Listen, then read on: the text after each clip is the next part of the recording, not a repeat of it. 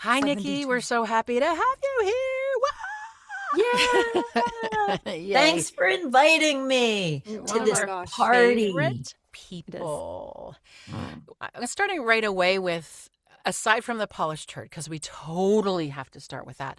But what did you bring to drink for your speechless interview?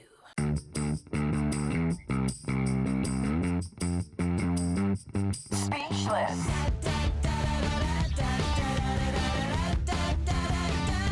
Speechless. Starting right away with, aside from the polished turd, because we totally have to start with that. But what did you bring to drink for your speechless interview? Oh, well, you'll hear the clinky. It's still early here, but I brought an iced decaf Americano black. Okay. Wow. Okay. Okay. I I think that's know a it's first. not I very appreciate exciting. No, that. I think it's I a appreciate first. a decaf. Yeah. Yep. The Yeah, world yeah. does not need me on caffeine. I think we can all agree to that. That's true. I'll take you on caffeine. I Oh, brought sister. this is the second time I've made this. It's a paper plane. Oh, And it's yeah, I an remember your old-fashioned, cocktail. Bill Holmes told me about this. Oh, what's in it? What's in it? It's like Amaro and I have to Google that. Amaro? hold please, like bourbon, Amaro, and not Campari. What's the other one that looks like Campari? Cinzano? No. Cinzano. Whatever. Y'all are just making up words now. Yeah. Anyway, it's good. Okay, I'll What trust did you bring? Well, don't wait for me, girls. Just go ahead. Okay. Oh no, what did you sorry. bring? I just did out of habit. No, Ah, actually, I brought 3 because hydration. What? So, you know how the thing is drip drop and all these things for Yes. like hydration? So, I'm just doing the Gatorade because you know why? It's cheaper. And it's grape, like fake grape, and I love that fake grape flavor. Oh. And so that's what Okay. I've been doing. And then I brought my AG because I have too much and they keep sending it to me. And I I have love those AG drinks. my Send it to half me. a cup of coffee in my VO Heaven workout mug. So cheers, Oh, guys. nice. Cheers. Cheers. Cheers, yay. Okay, so we need to talk about the polished turd because I feel like we've all lived there and nobody names it. So you named it, and what does it mean to you? Can you talk a little bit about that? Because Yeah. So I remind myself that I'd rather live in messy love than have a polished turd. And I'm trying not to laugh. This is a meaningful moment. And that Keep does going. messy love Laughter is- equal messy life as well, like a messy life instead of like No, trying to be perfect. really, right. It means trying to be perfect, but you're living, you're going after the love. We all want to go after the love in life in any aspect, I think. I'm not to speak for anybody, but usually people are going after love. But so the polished turd, yeah, a lot of people have lived it. It's when you just try to keep, I can swear, right? Yeah. Oh, hello. Why do people ask So, us? well, You know, because it's our I asked, show. I don't know. You have. I know you've heard our show many times. I know, I have, but I just, Simon says. Okay. So, we've all tried to, look like we have it together in our personal life and professional life. And that is really, really hard to do and be authentic. I don't know if it's even just pretending I actually want to have my shit together. I actually want not perfection, but excellence. And for you to say that, it's like done is better than perfect and just get out of your own way. And there's authenticity there, but just like for me, always like self-help. I want to be better. Oh my God, it's exhausting being me. But that's messy love.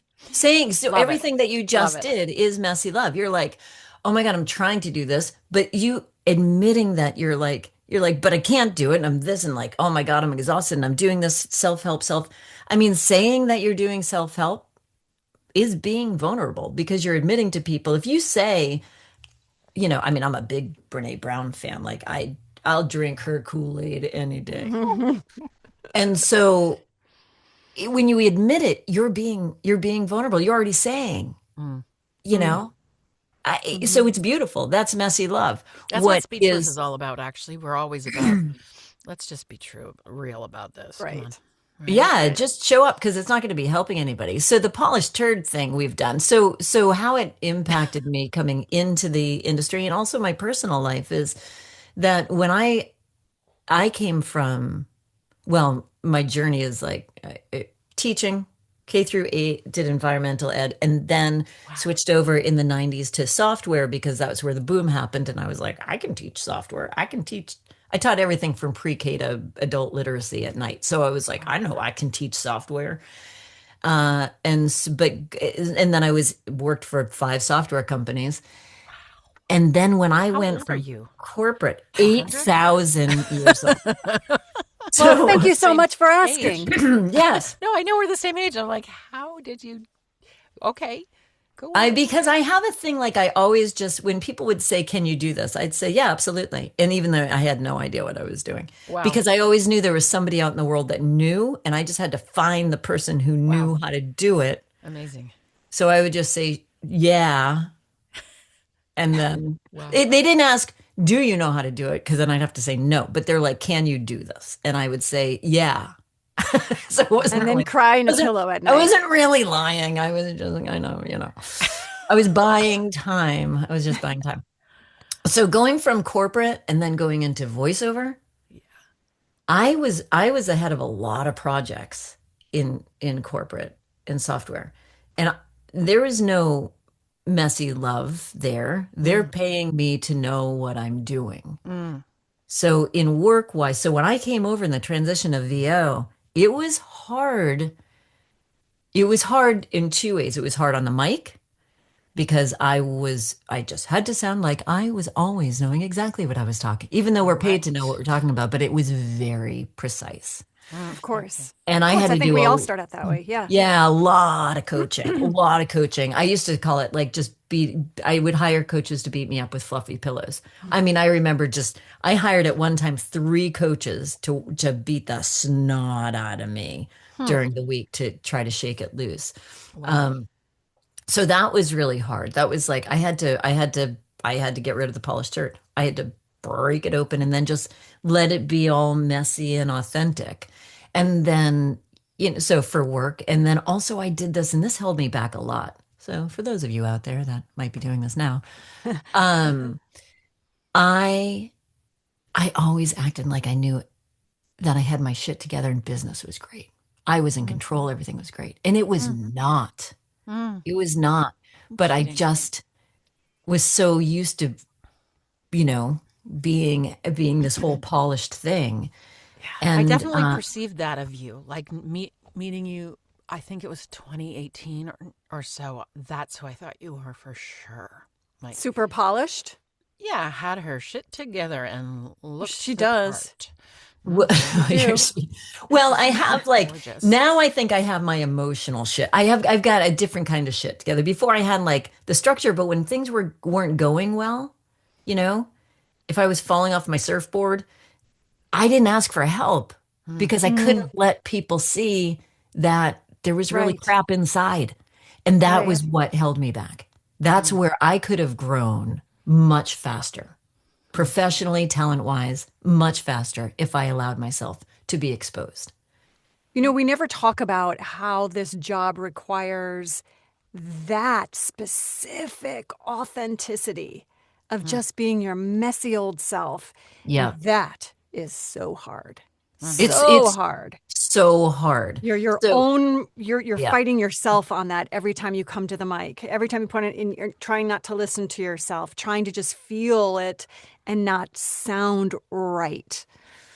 Right. And for all of it, when All you of do it. marketing campaigns, anything. Oh, sure. Yeah, It's yeah, not yeah. like you can say, I mean, I'll say like, I'm doing this and this and this. And people are like, oh my God, you're doing all those things, meaning taking action to move the business forward. And yes, I'm doing all those things, but are they all working out? No. Right. Is it like, are things falling through the cracks? Yeah, they are, but yes, of course, I'm striving and I'm doing all these things, but is it all working out perfectly the way it's supposed to?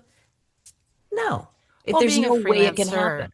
Being a freelancer is about failure.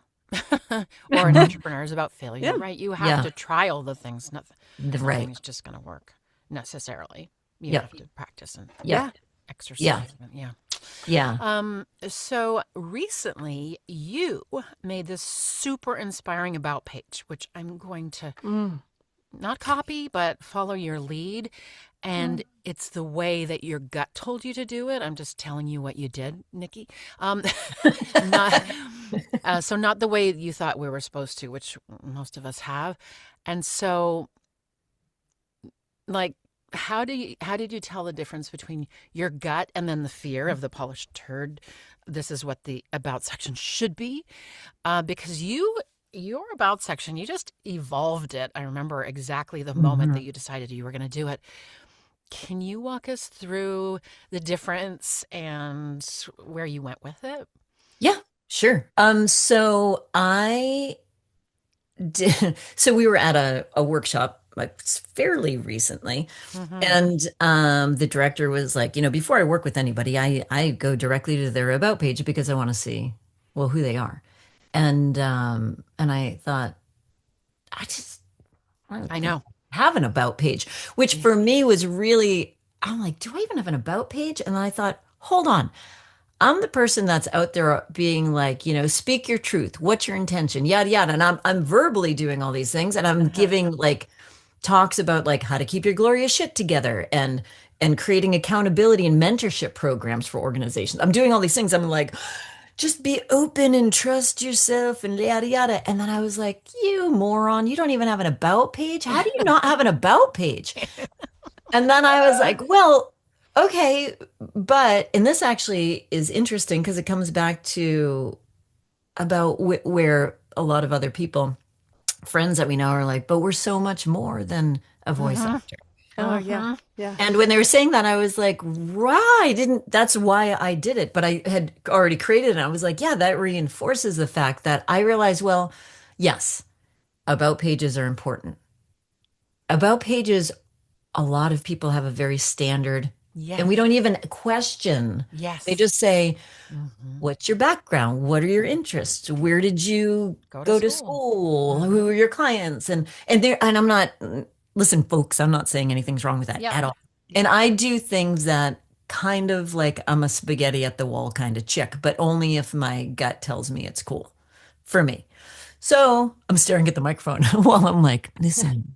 So no offense to anybody who has a regular Mike. about page. Listen, yeah. Listen, Michael. So for me, I sat in it and I was like, well, what do I want people to know about me and what matters? And especially today in this climate, we go on Instagram, we see all these little clips of people randomly. We don't know their backstory. What attracts us to follow people and look at them and who they are right now. Who are they in this moment? Who are they, right? What makes them up and they're quirky or whatever. So I thought I'm going to list a lot of facts that a lot of people just don't know about me. And I was like, well, I just am gonna speak my truth on this. And my truth was like, and if anybody goes to it, it's like, hey, I could sit here and tell you that I went from ba to ba to ba to ba to, and that's how I got into voiceover. I could tell you my history, but I think really what matters right now is who I am, and I'm the person that you're thinking about collaborating with.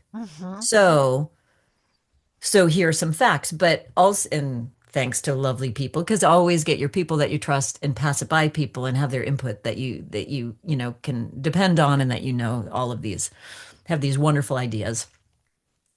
And it was like, okay, great, but that's a long list. I'm like, it is a long list. So, but I don't want to, every time I thought there's more I want to add, and I don't want to leave anything out because I really want to be true to myself, but I'm not going to force feed somebody. So then I was like, wait a minute. And then I emailed my developer and I was like, what's that thing called when you click a button and it exposes more? And he goes, an accordion menu? I'm like, yeah, an accordion menu. So I created this accordion menu on my about page. And it's just like a lift the flap book. Like, ooh, what's it say under this?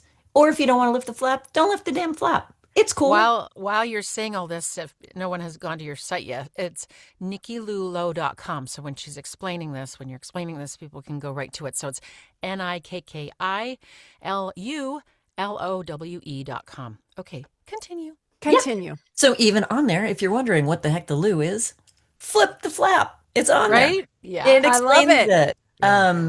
So, and that feels so good. And even last night I was like, oh, there are 3 other things that I want to put on there.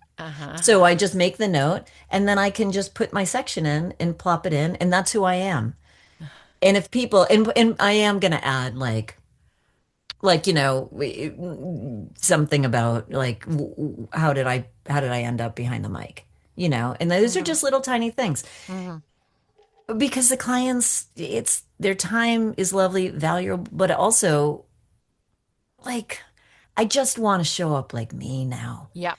And no one, I can't imagine somebody saying we were gonna hire her and we listened to all of her things and she clearly knows how to do voiceover, but God, we went to her about page and that setup sucks and we're not gonna hire her. Like that's not a concern of mine. So if that's the case, why not just follow? Why not just follow your heart? We talked about authenticity, and that is it. If we have to, and that word is so overused, but people are casting authentically. So if you want someone that's grown up in Cape Cod, Nikki's your woman. If you want someone who's like a surfer mom, Nikki's your woman. If you want she's got it all. A boy mom, Nikki's your there's woman. a lot of a ton of aspects, and they're looking. Well, I don't surf. Can we put that down? I don't surf. I'm emotionally on my surfboard, and when I fall off of my surfboard and I'm flapping around in the ground, you're tanned I don't get and snarfed. you're fit, and you have like abs. So you can surf. Oh you're my East Coast God. and West Coast. You're everything. All right, talk to us about talk to us about the 95-5 split, which is what. Oh yeah, so talk to us about that. And I should say, like a lot of this stuff, I've done a lot of work on myself, and so these are slow realizations, and they're massive aha moments, and that's not. I haven't always been like, oh yeah, I'm really clear about stuff. It's because you have to go through some really hard times in life. Sometimes, like we're talking about the turd, right? Well, the polished turd got smashed. And so, and when horrible things happen in life and you go through these times, which everybody listening has been through some sort of devastation or something, right? Right. And you can stay there bawling and sobbing on the ground. And I think it's really important to feel the feels. Absolutely. However, you can't stay there or you just give up on everything. So an opportunity to change the perspective on that is that it allows you, when everything is exploded and it's all over, it allows you to see all the pieces and slowly pick up the pieces that work best for you, that are healthy, and rebuild with that and leave the crap on the ground. So that's why when I talk about these things, it's because I've done so much work, because I was broken. Me coming out of that, like, how did you allow yourself to stop the polished turd and be, I didn't allow myself. I was smashed to bits. And then I was like, okay, I got to move on. So I rebuilt this. And that's not only with just, it all sort of, once you get on the road, it all starts sort of coming together, but there's therapy, there's a hell of a lot of Brene Brown. There are amazing people that I have in my life. There's just being humble and feeling the feels. There's a lot of stuff. So for the 95-5%, and this is a recent realization, fairly recent, that like I could never figure out, and some of you might feel this way, like everything I tried, I would get to a certain point. And some people call it the glass ceiling, but for me, visually, it was more like a rubber wall. Like if you're like pushing on a rubber wall and you just can't break Gives it. a little bit, but it and you're back, there. It's like you're inside of a balloon. You're like, why can't I just get through and pierce this sort of membrane? And it was happening professionally, personally, you name it. I would get to this point and I was like, oh, I'm there. And I just couldn't break through. And it was making me crazy. And I was doing that, and I was like, I have to really look at this. This has happened for years in all aspects. I'm the common denominator. If I'm the common denominator, then I really have to deconstruct me and figure out what is going on.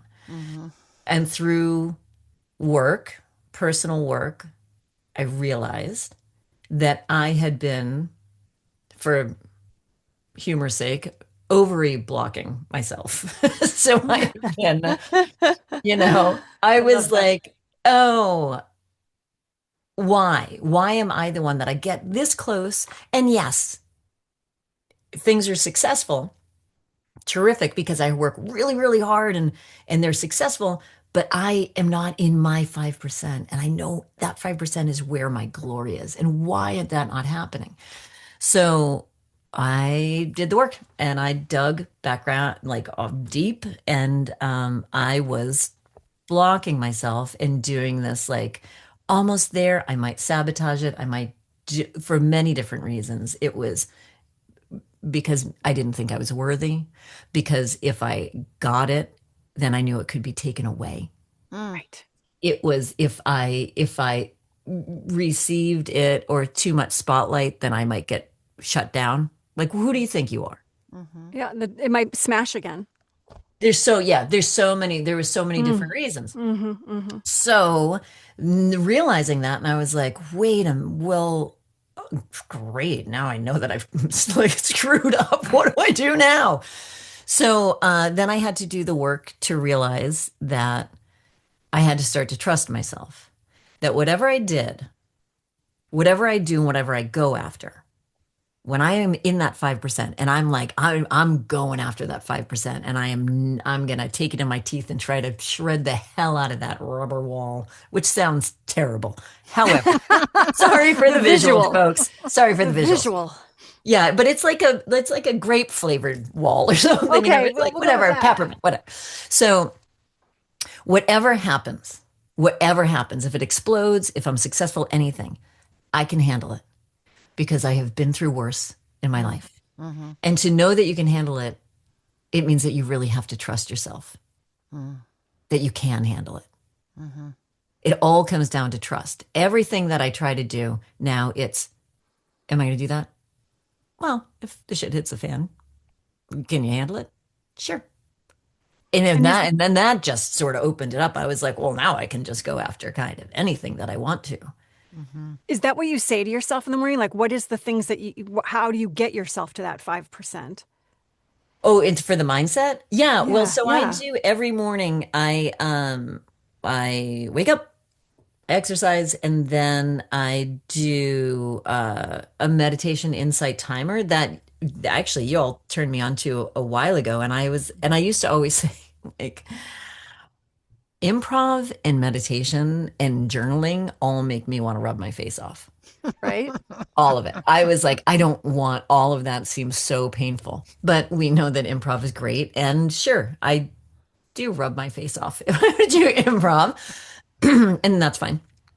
And meditation, I was like, what is it? Why don't I like these things? And it was because it was putting me in a vulnerable space that I had to look at things. But since I've done the work on vulnerability, I'm like, feel the feels. It's okay. If I'm feeling gross, I want to like scrape my guts out, sit in that and say, okay, you want to scrape your guts out. Why do you want to scrape your guts out? Why is that? And then, deconstruct that. So when I wake up in the morning, I remind myself, I'm like, okay, remember the 5%. You've got to remember the 5%. You're not going to sit there and slack off. Go for it. You've denied yourself for so long this 5%. You deserve better. Just go for the 5%.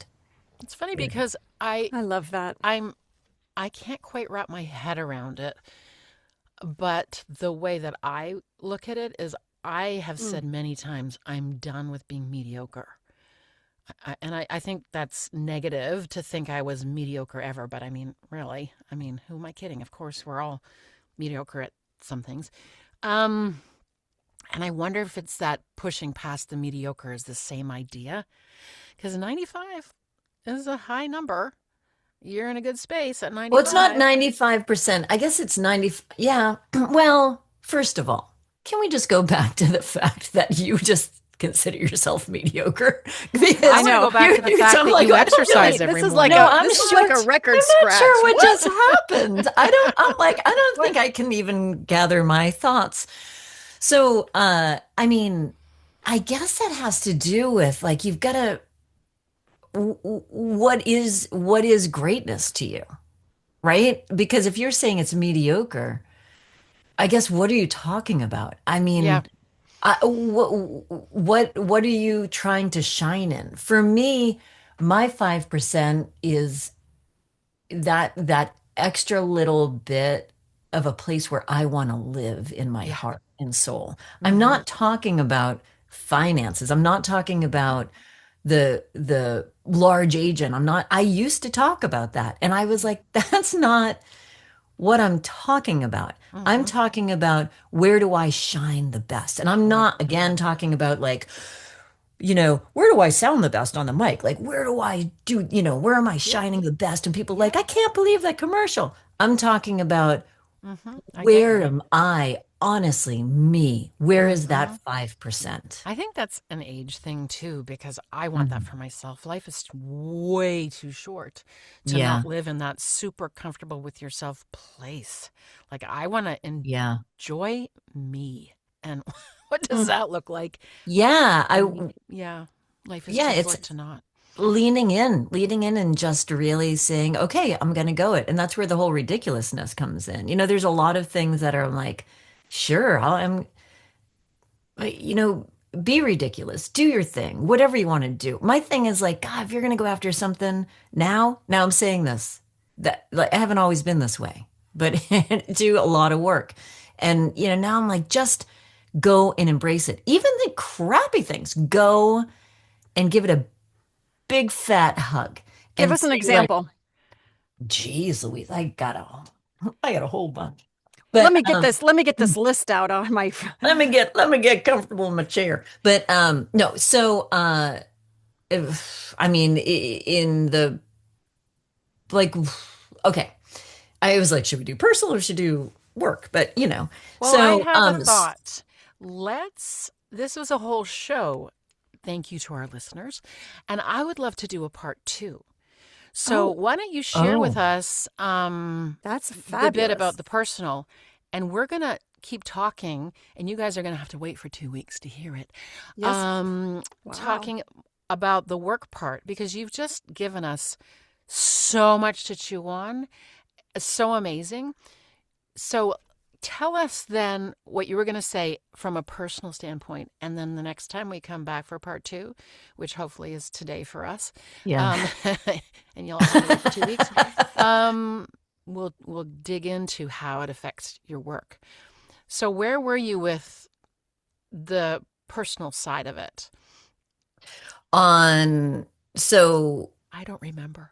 where were we? So for the Where were wait, we? the leaning in, right? Yeah. You just got to give it a big fat hug. Mm-hmm. So for personal, Mm-hmm. so recently, um, there is a person that doesn't make the healthiest choices, and it's not that I mean this is like from a lot of people and how they move in the community. Mm-hmm. So and they exposed me to that kind of, and I was like, wow. And that really, I mean, it triggered some stuff because for me, I was like, hold on, wait a minute, that the being just tossed aside and disregard, just my emotions being tossed aside and disregarded. Even I said, like, well, I can do that, but this to come to the table, this is what I would need. And the response was, well, I know that I made a mistake, but that doesn't work for me. And I was like, but if you know you cause harm and you're asking how to repair, then coming to the table is important. Coming to the table is very important. Like in this house, this is what we always do. Come to the table, have a really messy first draft. Nobody will respond. We'll go through it together. God, admire you. Well, I was like, listen, I'll send you all of the podcasts that I've listened to. So this is not me. This is me just like absorbing other people's brilliance. This is so, and I was like, I mean, it really, there was a night that I couldn't get to sleep. I would close my eyes and my eyelids would shake. I was like, holy mackerel. And I kept getting up and I'd do a memo of like trying to think what I'd say and then sit back down and then I'd get back up and say, and I was like, what is happening? So instead of focusing on that, I was like, what is happening? Why is this person is temporary. They don't even actually have anything to do with my day to day. They don't have anything. I don't know. And so I was like, I really have to think about this, and I have to go in and be like, okay, really lean in and be like, what is happening? And when I started to realize what was going on, I thought, I have this. This is great that this person did it, because I didn't realize I could be triggered like that. I didn't realize that those things got me so upset. Now that they've exposed it, I have this and I can bring it to my therapist or whatever I need to do, and I can work on it. Because although it's irrelevant who did it, it's the fact that they exposed a crack somewhere, and now I can take that, work on it, and then I'll be prepared for whenever it's going to happen again in the future with somebody else down the road. I cannot wait till you know what I mean? transition to have it be a work thing. I'm like, Yeah. what is she doing? Work. Yeah, I think for so many reasons, because number one, showing up to our craft is about digging into emotion. And so you have so much you can draw from. But I'll just say to our audience and to you, Nikki, next time we're going to be talking about how this being messy actually strengthened client relationship or relationships. We're going to talk about how you plant seeds, and this is more of a practical thing in terms of, your business, but planting seeds and then it turns into a gig years from then. Talk about brainstorming, because you were the queen of that. Talk about your political work. Marching behind the mic is a phrase that you use, and I would love to share that with everybody. And then where you go to sort of reset. So, whoo, girl, that's a lot and super inspiring. And so to our listeners, we will bring Nikki back in 2 weeks, and we're going to end the show. And cheers. Thank you, Nikki, for sharing your heart today. Love Cheers. you. Cheers. Love you. Thank you. All right, keep going, because this is fucking amazing. Speechless.